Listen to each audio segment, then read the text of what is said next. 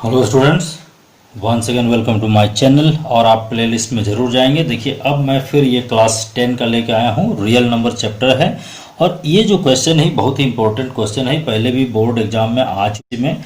और देखिए, ये जो है आप क्वेश्चन को समझिए और इसको किस तरह से बनाएंगे उसको भी आप बहुत ध्यान से देखेंगे। और यदि अच्छा लगता है तो kindly like, share and subscribe जरूर करें।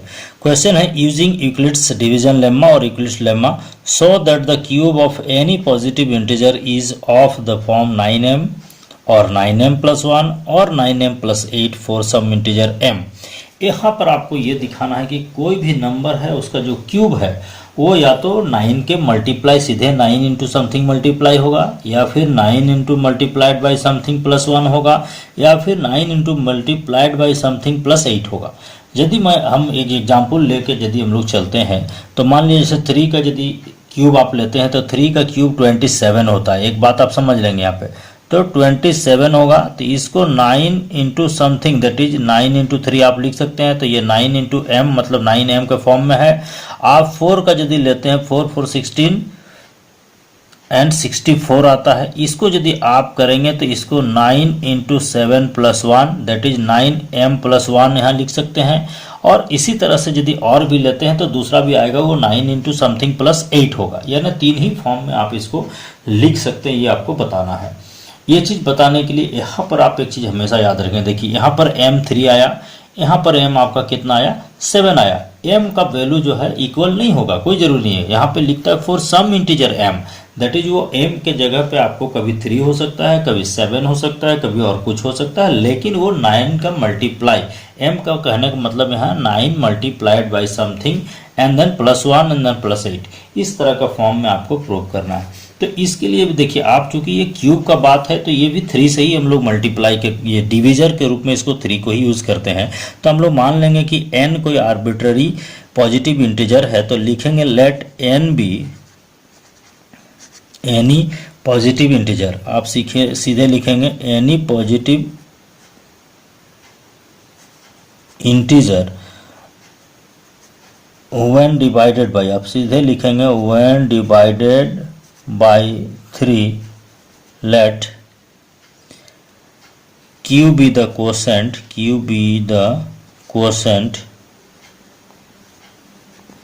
and r be the remainder। आप यहाँ तक तो लिखेंगे रिमाइंडर। तो यूक्लिड्स जो लेम्मा है, देयरफॉर आप लिखेंगे यूक्लिड्स लेम्मा क्या कहता है, that n is equal to 3 से डिवाइड कर रहे हैं तो 3q प्लस r, वेयर ये जो कंडीशन है ये मस्ट है, वेयर 0 इज इक्वल और less than r and r is always less than the divisor that is 3, ये होगा।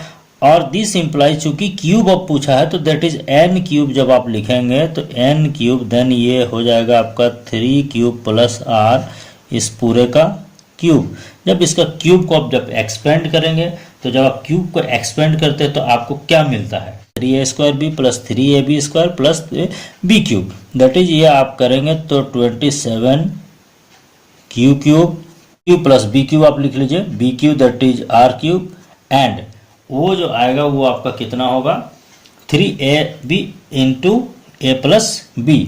आप इसको हो जाएगा ये 9qr and a plus B जो है आपको यहाँ पर आएगा 3q प्लस r।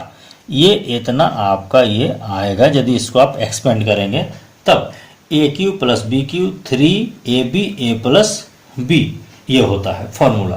तो यहाँ तक आपका हो गया। अब यहाँ केस हम लोग एक एक करके डीलिंग करेंगे। तो इस केस में आप देखिएंगे व्हेन, यहाँ केस 1 सीधे चलेंगे। फर्स्ट में व्हेन आप लिखेंगे when r is equal to 0। देखिए, यहाँ r पर ही सारा चीज r पर डिपेंड करता है।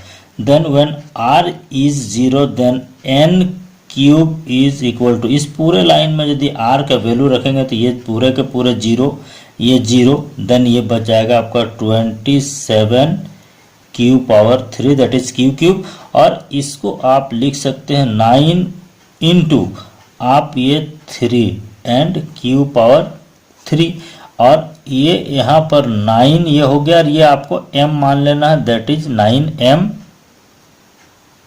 वेयर m कितना है, यहाँ पर m का वैल्यू है 3q³।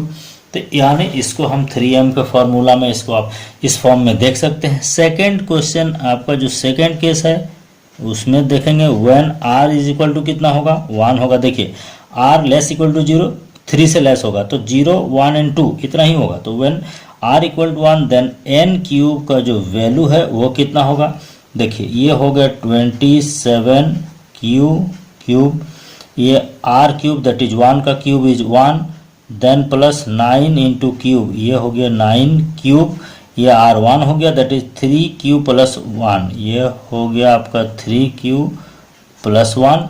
इसको यदि आप करेंगे तो ये होगा 27q³, 9 इंटू 27q², देन ये 9q, ये आपका हो गया 9q एंड देन प्लस 1।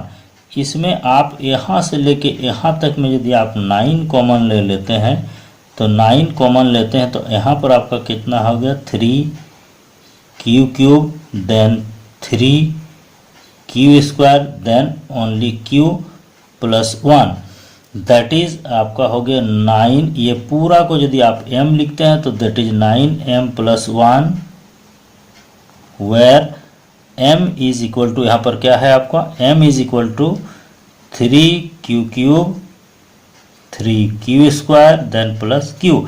आपका इतना बड़ा जो डिजिट, ये जो नंबर है ये पूरा का पूरा पर यहाँ पर m है, यहाँ पर m का वैल्यू यहाँ है, दोनों इक्वल नहीं हो सकता है, कोई ज़रूरी नहीं है। इस चीज़ को आप हमेशा याद रखेंगे। केस 3 के बारे में हम लोग बात करेंगे।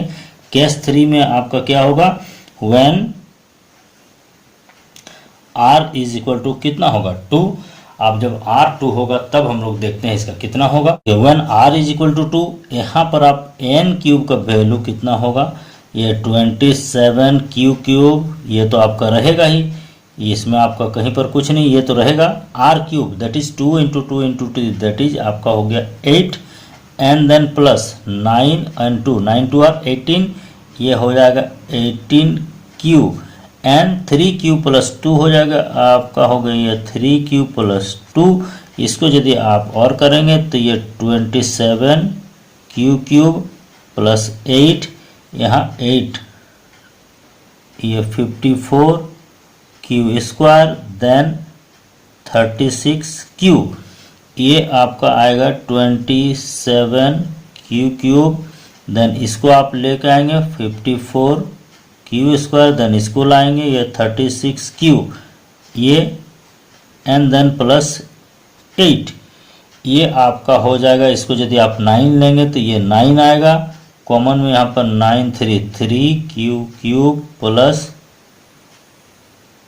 6q² plus 4q and then plus 8, और ये इक्वल टू आएगा ये 9m, ये पूरा अब m कहलाएगा तो 9m प्लस 8, वेयर आप लिखेंगे where m is equal to कितना आएगा आपका यहाँ पे 3q³ plus 6q² and plus 4q। Therefore आप यहाँ पे लिख देंगे, देयरफॉर प्रूव्ड, सीधे सीधे लिखेंगे, therefore it is in the form of 9m plus 1 and 9m plus 8, ये प्रूव्ड। इतना आपको समझ जाना है। तो इसमें बेसिक ये था कि m का वैल्यू आप कभी ये नहीं सोचेंगे कि तीनों में m ही होगा, आपको m का मतलब यहाँ पे है वो कुछ भी हो सकता है, लेकिन 9 के मल्टीपल के फॉर्म में है, वो सीधे 9 के मल्टीपल में आएगा या फिर 9 के मल्टीपल प्लस 1 के फॉर्म में आएगा या फिर 9 के मल्टीपल प्लस 8 के फॉर्म में आएगा, किसी चीज़ का भी क्यों। मेरे ख्याल से आप समझते हैं, समझ गए तो kindly like share and subscribe जरूर करें। Thank you so much.